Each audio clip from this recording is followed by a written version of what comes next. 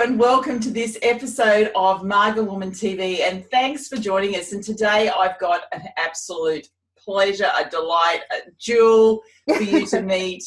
Carren Smith is one of my dearest friends. She is my greatest inspiration. She has changed my life so much in the last few years, and she's changed the lives of hundreds of thousands of women. This woman has got a message for the world. She's been through a lot in her life, but she's taken that and she's changed it and she's brought it to life. And the essence of who Carren is like you kind of feel like you're with one of the greats when you're standing with her, because her energy is just unbelievable, and she's really funny, so hopefully she'll tell us a few jokes. Some people may know of Carren. She is Australia's #1 international speaker. She also has a #1 podcast called Up for a Chat. She travels around the world. She speaks around the world. Carren, welcome to Maga Woman TV. Thank you for having me. And oh my God, I had this smile kind of hurting my cheeks with everything that you were saying, but I almost felt like I wanted to sob. That's the most beautiful thing anybody has ever said. All true. And as we're sitting here, I've got your light coming in on me, and you've got a light, you've got an angel behind you too. Oh, have I? Yes, you do. Oh, I can't see that. Yes, there's an angel on the wall behind you. When you get the video back, you'll see it. Oh, yay. So we've both got our spiritual guide sitting with us. That's right. The earth moved and the angels sang. That's right. So, Carren, what I wanted you to share with us today, because one of the big things, we've just been having a little bit of a chat before I hit record. We should have hit record earlier.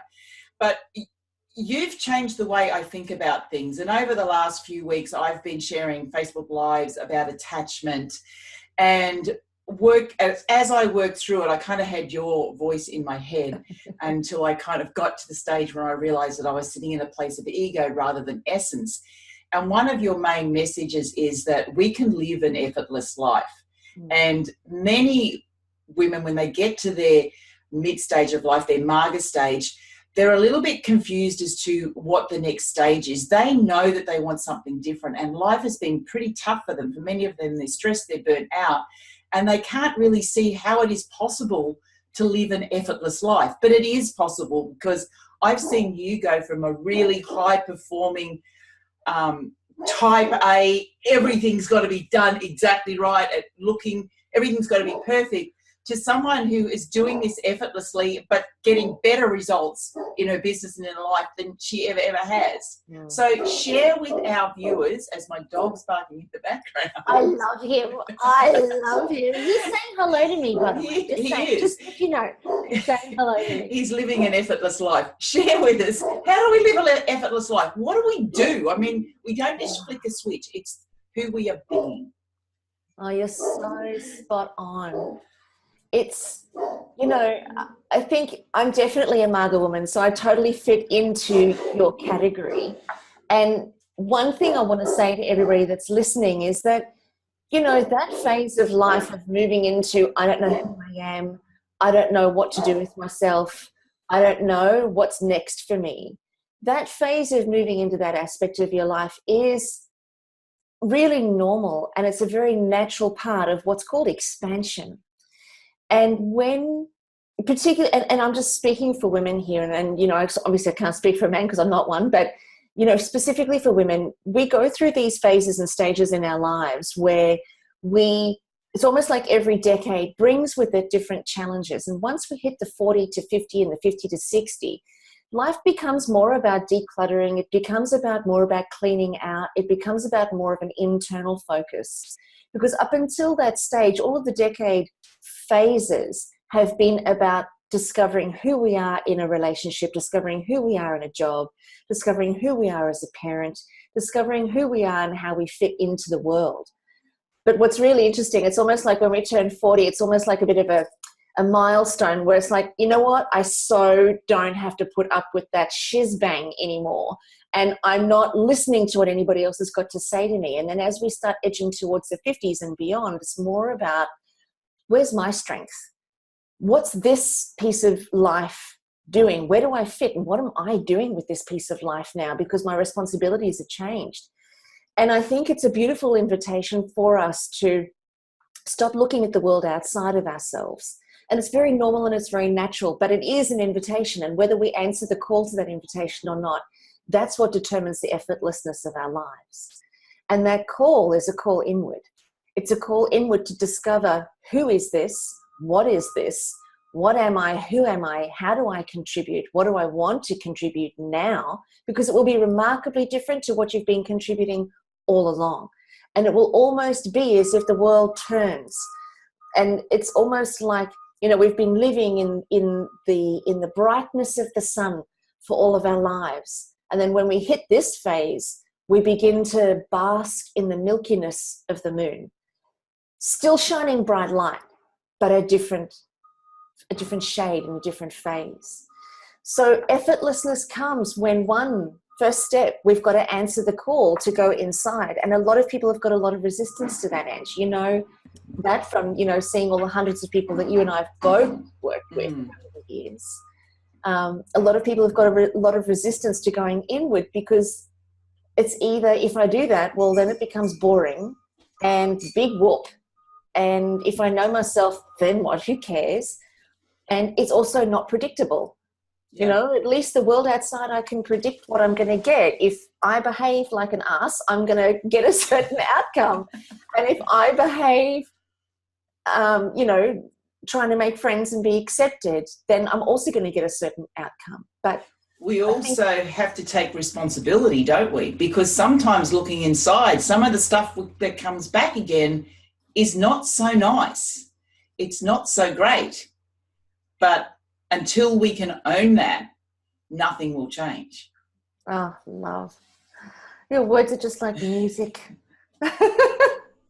It's true. It's so true. You know, I remember when I first started this whole inward journey, I was 42 actually. But I think, you know, my whole life I've kind of been fairly spiritual. And after going through the Bali bombing and losing my partner to suicide, those were the real catalysts for change for me. But still my world was very much focused outwards. You know, that happened when I was 30, 32. And my world was about, okay, well, this has happened to me. I've recovered from my suicidal depression, and now it's time for me to make a difference to the world. And it was vital, necessary for me to give out the very thing that I needed for myself. And then when I hit 42, which is exactly a decade later, and if we look at our lives, it does kind of happen in decade phases. Exactly a decade later, I returned to being vegan after a 5-year break. I returned to being vegan. I returned to eating raw foods thanks to your help and your support. And I started to recognize that if anything was really going to change, or if I was really going to make a difference to the world, I had to make a difference to this world. And I took everything that I'd been learning and turned it in. And, you know, I've got to say, there was a period of depression there for me for a little while, because what I saw inside, it was ugly. It was a lot of pain. It was a lot of hurt, you know. And as women, I think we can find a lot of self-abuse inside of ourselves. We can find a lot of external abuse, you know, like if you've been in abusive relationships, or you potentially had child abuse situations when you were growing up. You know, for women, being the meeker sex, and I don't say weaker, because in a lot of respects, I actually think women are far more agile.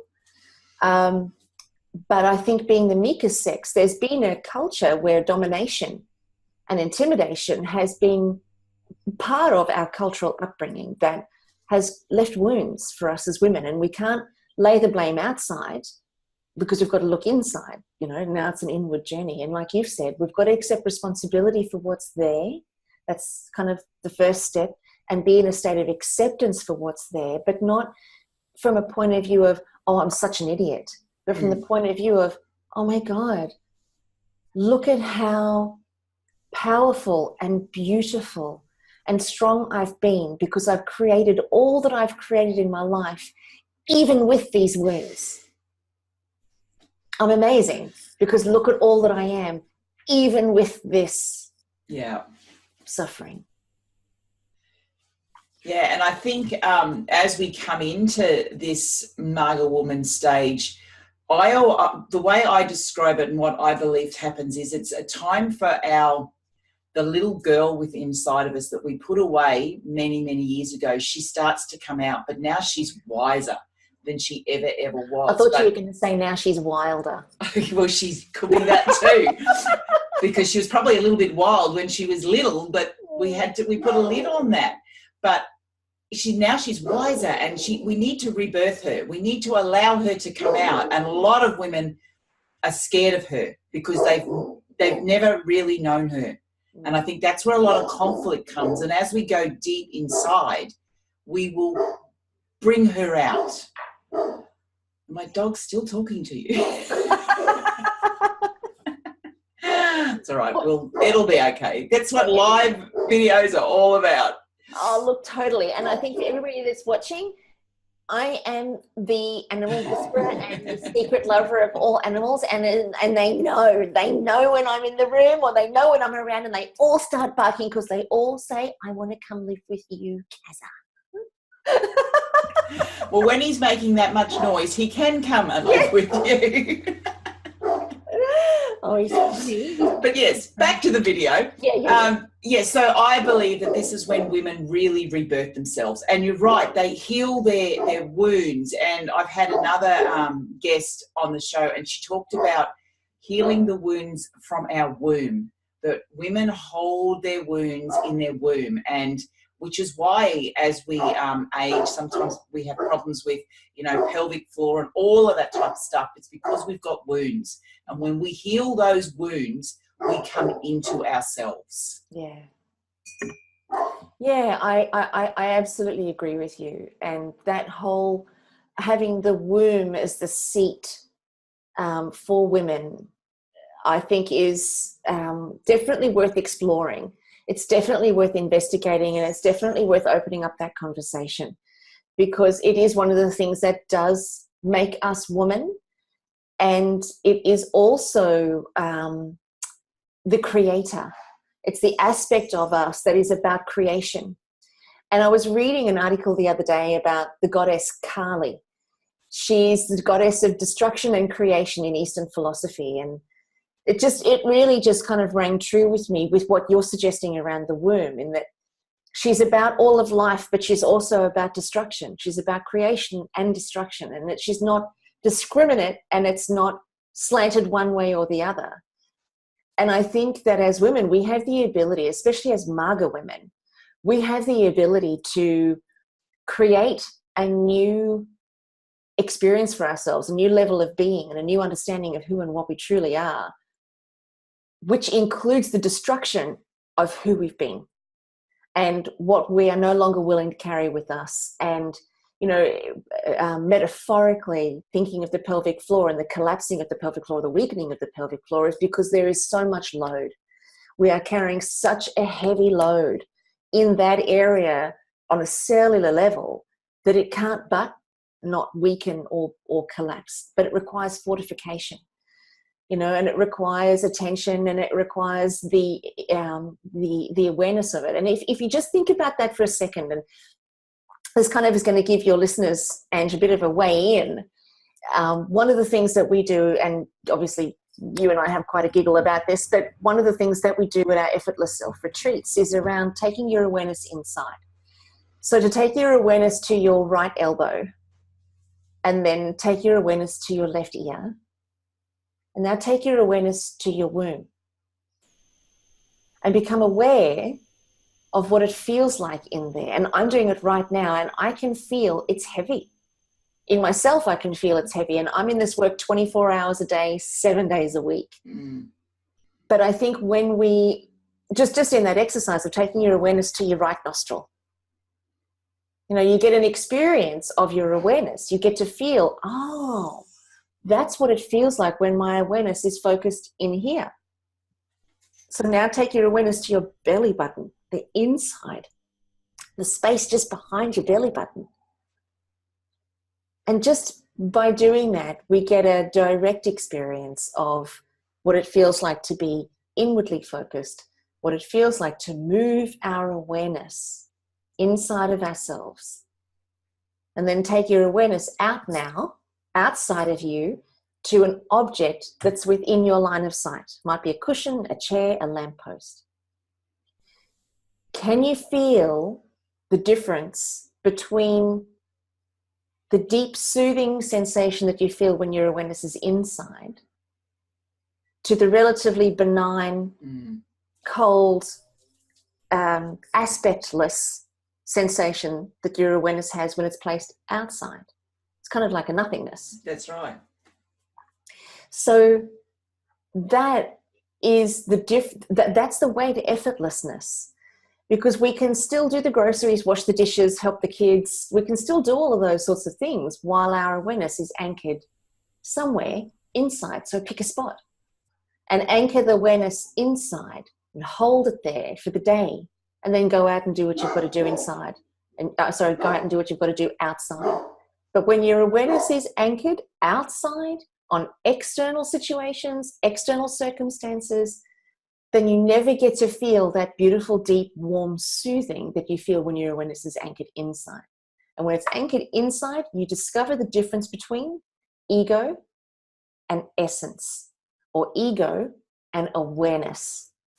Because when the awareness is outside, it's always about ego and, like you've said earlier, attachment. And I'm really keen for you to, well, I mean, I'm not keen, but it would be great for you to share that with everybody, your big aha moment this week, because it's so powerful what you've discovered. And I guess I kind of just wanted to give everybody a bit of context for that, is that, you know, your awareness and essence of you, the authenticity, the congruence, the real true you, that's what becomes, that's what is out to play naturally, and you don't have to try. It's what's out to play when you anchor your awareness inside on your belly button, but the space inside your belly button, behind your belly button, or in your womb, or in your right nostril, or your right eyebrow. You know, when you anchor your awareness there, then the real you is able to come out to play. But when you anchor your awareness outside on people's personalities, what so-and-so did, what so-and-so said, what needs to be done, the bills, the groceries, the chores, the stress, when you anchor your awareness out there, you're completely out of control, and you're completely acting from a place of ego, which only ever brings suffering in the long run. Yeah, and you're so right. And I will share the story for those who are watching this. Over the last couple of weeks, I've realized that I've been attached to things. I've been attached to material things. I'm attached to how things should be in my life, how people should be acting, all of this stuff. And that's been causing me an almighty load of stress, particularly around, you know, family, health and things like that. And I've been in a fair bit of pain, and the pain has just been getting worse and worse as I've been more and more attached to what's going on with my husband's health. And it's like, I thought I was doing all the work, and I thought what I've got to do is let it go and just let it go. But I couldn't, because when you're in some of these things, sometimes it's hard to let it go because it overtakes you. But I knew there was another way, and I've recently spent nearly a week with Carren on retreat. And even then I was trying to give it away, and there was something that still wasn't working. And it was only recently this week that I've been doing a bit of meditation, and I've been doing some journaling, and I just had this big aha moment. And it was my ego that wanted to let things go, because it's my ego that's attached to the way things should be. I feel like I should be in control, and really I'm not in control of anything except for my reactions. And I've spoken to many other women, and they're feeling the same way. It's like, we want to clear, we want to release this stuff. But when I realized that was the ego, it's like, when I step out of my ego and go into inside, there is nothing to release, because it is just what it is. I just accept it. It just is. But inside, the essence of me has no attachment. It just doesn't. It's hard to explain until you actually get there, because there is nothing there. It's like, it's just love. And whatever happens is just love. And I'm still working on it. And you know, every single day I'm becoming more and more aware of when I'm attaching to things and outcomes and all of that. And every time I become aware of it, I just pop back inside and say, ego, go away. Who am I? because when I'm just me and the essence of me, the little girl who really doesn't have attachments to anything, everything is okay. There's no stress, there's no overwhelm, there's no sadness. There's just, it just is. And it's unbelievably, as you say, effortless. We just live effortlessly when we get out of that ego space. But it's hard. It takes time. It's not easy. I think the point that you make is so valid in that it does take practice. This is not something that we're used to doing. Right from the time that we're little kids, we are told to be focused on the world outside of ourselves and conditioned. So, you know, we reach a point where, excuse me, we reach a point where we've experienced all that life has got to experience pretty much. You know, most of the experiences that exist in life, we can kind of predict the emotional feeling we're going to have as a result of those experiences. So now we're kind of at a stage of life where we're looking for more. We're looking for what else there is. And if we keep doing the same things, we're going to keep getting the same results. And at the end of the day, we're all going to land up in a box, right? So it's about really discovering what else is there that you haven't looked at, because that's the very thing that's got all of your answers and all of the bliss and the joy and the magic that you're looking for. So to be able to say, okay, well, I know the world outside, you know, I mean, there are some different experiences that I can have. There are some different things that I can do, but I kind of have a sense of how those are going to feel for me emotionally. So yeah, I can go do different things, but you know, it'll only give me a buzz temporarily, but then I'm going to go back to feeling the same way that I've been feeling, you know, of late. So who can I be? What can I do that I haven't done before? What kind of exploration journey can I launch that I haven't experienced? And that's only an inward journey, a spiritual journey of who is this and what is this? And it does take time. It does take application. It does take attention. But one thing I can say is that if we don't pay attention, we do pay with pain. Because when we reach this phase in our lives, it's almost as if our old way of living is unacceptable. So we have to make the change. We have to be willing to go inside and do the work and have a look inside. And Byron Katie has an amazing process called The Work. Yeah. So if everybody wants to have a look at that, you can go to thework.com or Byron Katie's website. She's got it all there for you and it's all free. So she's got a really wonderful self-inquiry exercise, which is a beautiful way to get started. Certainly conversations like this with people who are, you know, perhaps a little bit further along the path that can light the way for you. But your willingness to be in the game and to participate with this inside who this is and what this is, that's really your first step. And the beautiful part about that is that this moment is inevitable. So if you really think about what that means, is this moment is inevitable. What's occurring and unfolding in this moment, it's inevitable. It was always going to occur. It was always going to unfold. So our resistance or rejection to it is the very thing that causes us suffering. The Dalai Lama says exactly the same thing, and Buddha says, our belief that things should be anything other than the way that they are is the cause of all suffering. And that's the big awareness that I've had in the last week or so. It's like I can sit here in a place of stress, overwhelm, sadness, fear, all of that, or I could just accept that this is exactly the way it's meant to be, and everything will happen the way it's meant to be. And I have no control over that anyway. So why would I sit there? Me stressing is not going to change what's going to happen. My reaction will only change the way I behave. It doesn't change anything that happens on the outside world. I can only change the way I react. And if I stop being stressed and overwhelmed, well, then I can make different decisions. I can approach things differently because I'm a different person when I'm not being that stressed, overwhelmed, afraid, sad, all of that. I can approach things differently, which means things may turn out differently or they may not, but that's the way it is. Yeah. It's just so freeing when you kind of have that realization. And I've had that realization a few times over the years, but we tend to jump. It's bad. It's a habit to go back into the poor me, all of that. because that's what we know. That's how we grew up. You know, with ego, it's basically what we were taught. And it's just really continuing I know that you do the work all of the time, and you're continually doing it over and over and over again. But I've also seen you drop back into being ego. Totally. And we all do it. And that's what I think, women who are watching this, don't think that because you feel like you're dropping back into ego and you're back into the emotion that you're doing something wrong. You're just being human. And it's really about being aware that, we'll drop in and out, but the more you focus and the more aware you become, the more you can go inside rather than outside.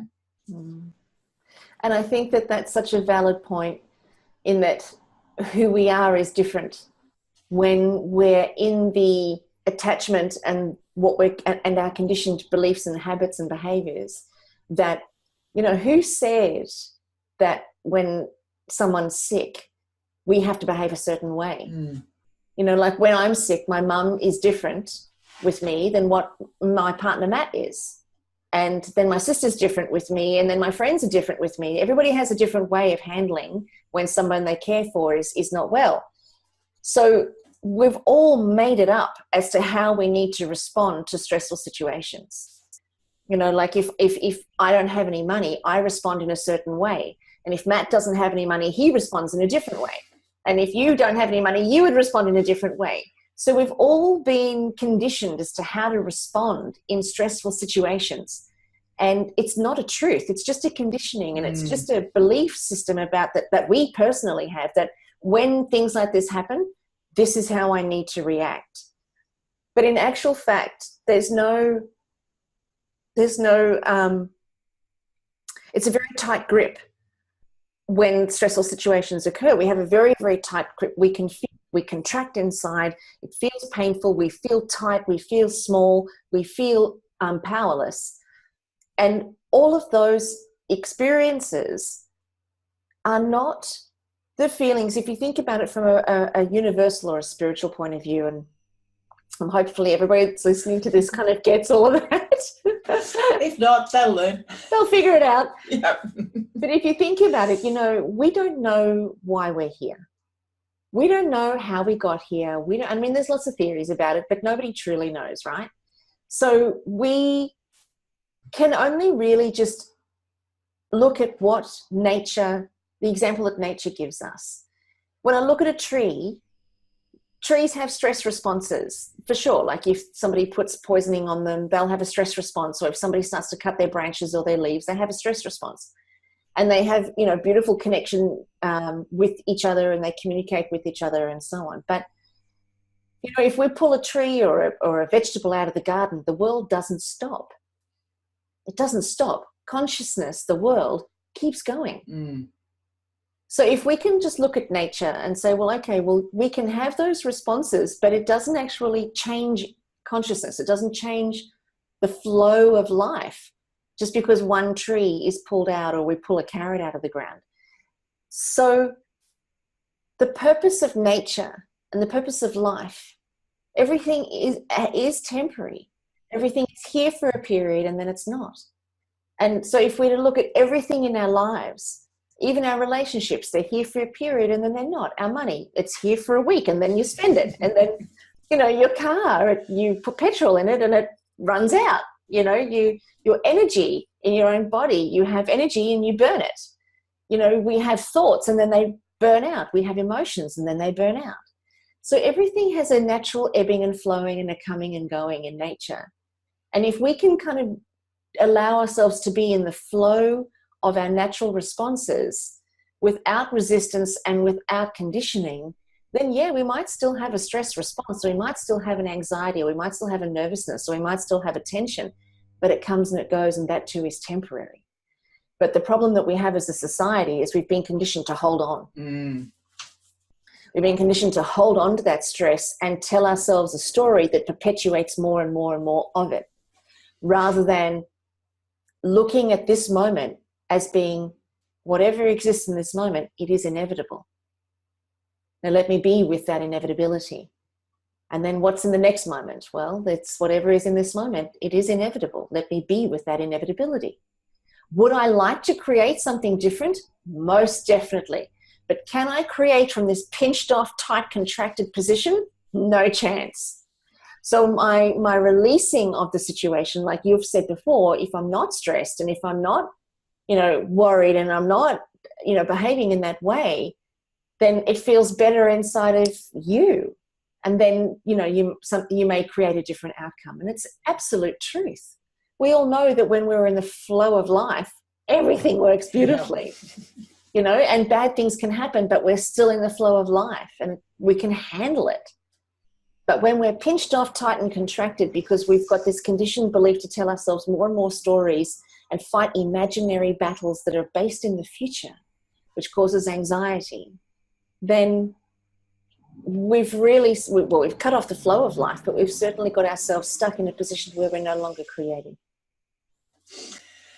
I could sit here and listen to you for hours and hours and hours, and I've done that on many a time. Oh my God, and I've just rambled and I'm so sorry. No, you haven't. No, you haven't rambled. You never ramble. Everything you say is purposeful. It's exactly what was meant to happen. The moment was inevitable. It was. But could you've already shared a few things, but could you share 3 things that if one of our viewers is going, okay, I know that it's time for change, but they're not sure what to do. What are 3 things, we spoke about being aware. What are 3 things that you think that could actually get them on the journey, and then hopefully their next step is then they will follow you and go further on the journey? Well, I think, by surrounding, so I'll start first. First things first is recognizing that there is a desire for change. There is not a dis-ease, but an unease inside of you with the way that things have been. And to look at that as something that's exciting because it's the body and the mind and the soul communicating to you and calling you forward to something different. So the first thing is to not be in resistance of that and to not feel like that's a depressive state and to feel like that's something that, wow, my body is so clever and so intuitive that it's calling me to do something different. It's showing me what doesn't work for me anymore, and it's calling me to do something different. I don't know what that different is, but I'm excited that my body is giving me signs. So first of all, be in a state of excitement about this desire for change because it's natural, it's normal, and it happens to every single one of us. You are not alone. That's right. The second thing is to begin to just flirt with taking your awareness inside. Like focus on the space behind your belly button. And now focus on the space behind your eyes, or your right eye specifically. And then the space behind your left eye. And now take your awareness to your pinky on your right hand. And then your big toe on your left foot. And just become aware and familiar with that sensation. So let that exercise, nobody needs to know you're doing it, but let that exercise be your go-to in the beginning. Let that be your go-to. Whenever you feel overwhelmed or wherever you feel like you can't cope or there's situations that are beyond your control or you feel like you're in resistance or tightness, do that exercise. Take your awareness to the back of your throat, your right shoulder, and move your awareness around your body. Do it slowly. I'm doing it a little bit quickly, but do it slowly. And you'll start to feel a sense of self-soothing. So that's the second step. The third step that I'd recommend for everybody is to get yourself a beautiful big journal, something like this sort of size that you can keep next to your bed with a really lovely pen, and keep that next to your bed. And then every morning before you get out of bed, or get out of bed, go wee, come back, jump back into bed, and then do what Julia Cameron suggests. She's written a book called The Artist's Way. And this is just how I got started. She suggests that every morning you do what's called morning pages and you dump what's in your head. Doesn't matter what's in there, but you're not allowed to take the pen off the page until you've filled 3 pages. So sometimes I'll start my writing and I'll say, oh my God, I have nothing to write, but here I am writing anyway. Still nothing. That's what I do. Yeah, still nothing to write. Bored now. I don't know, I'm bored. Really? I'm hungry. Need to get up. Bored. Oh, actually, what's just come to mind? is a memory that I have about this guy that irritated me. OMG, let me tell you about that. And then I go on and I can sometimes write 12 pages. So by doing that, what you're actually doing from a psychological point of view is you're emptying the brain of all of its initial thoughts. And it's those initial thoughts that create the neurological networks and the chain reactions that occur throughout the course of the day. So your very first thought sets off a chain reaction that drives who you are and your behavior and how you feel for the rest of the day. So if we can arrest it first thing in the morning and get them out of your head and onto some pages, be willing to burn the pages. No one's going to see this book. Be willing to burn it. So it's just really, gobbledygook and mess inside of your head. Get it out of your head and then your day starts clearer. It's kind of like a form of meditation. And if you can go and meditate after that, bonus. But those are my first 3 steps to get you started on the journey of self-awareness and the effortless self, is to become present to what's here. I love morning pages. And I know that when I do it, life just goes so effortlessly. When I don't, that's when, because sometimes I get out of the habit, things change and, your life comes in and gets in the way and I just get out of the habit. And that's when I start getting myself back into that overwhelm, what's going on, all of that. And I become aware and then I'm back into, okay, I've got to do morning pages because they just make such a difference. And the other thing that you taught me, and I've spoken about this a couple of times, is having the evidence journal, which I love doing. That's in a different journal to my morning pages. And I do this one at night, is looking out and looking for evidence that the universe is working on your behalf, because quite often things are happening and we're not aware of them. And if you know what it is you're trying to create with your vision and everything, you can go out and find out that your vision is already here most of the time. It's not in the form you thought it was, but just, writing down evidence that, for me, having community. And when I go and I have coffee with a group of women, and it's evidence that there's community out there. And there's different things that you can just write anytime you notice, oh, yeah, it is there. And by writing it, you become more aware of it, because you know that you need to be aware because you're going to write it. And it's amazing what you become aware of. And then you realize, hang on, well, the universe does have my back. It is working in my favor. It's not all doom and gloom and I'm on my own. It's just like, that we'll make that number 4, evidence journal, because I love my evidence journal. I think the evidence journal is just one of the most profound exercises to do. And the other thing that it actually does too is, when you set your vision for the day, and I suggest people only ever do that for the day, set your vision for the day and then go out and find evidence that it's happening, is that when you actually write it, you're embedding on a neurological level again that that's my vision and there are things happening. Yeah. The next day, then you go out and you look for it. You don't just wait for it to happen. You go out and you look for stuff, like if I go to Aldi and there's a trolley there for me, well, that's evidence, man, that the universe has totally got me. That's right. I get a car park right next to the front door. # winning. Because people think that's silly, but you're right. It just puts it inside that the things are happening, and they're things that we don't normally notice. Yeah, and your focus is on you. Your focus is on your vision, you working with the universe and how you're feeling. The energy and the awareness is all in. Well, we could talk all day, but we don't have all day, because actually both of us have another meeting coming up shortly, so that we both have to be on.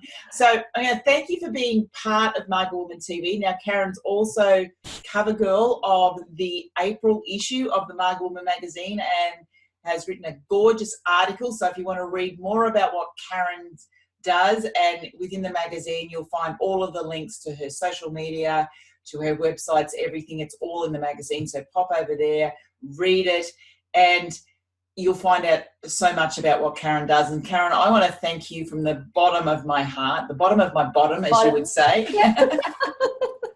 See, I told you, Karen's funny. Hilarious. She's hilarious. I want to thank you, Kaz, for being part of Maga Woman TV. I so much want to thank you from the deepest part of me for being part of my life, because my life just changed 7 years ago when I met you. It's like you turned it upside down, shook it around, flipped it around a few times, and we've been on a journey together. It's been unbelievable, but I would not have missed one bit of it for anything in the world, because you are my dearest heart.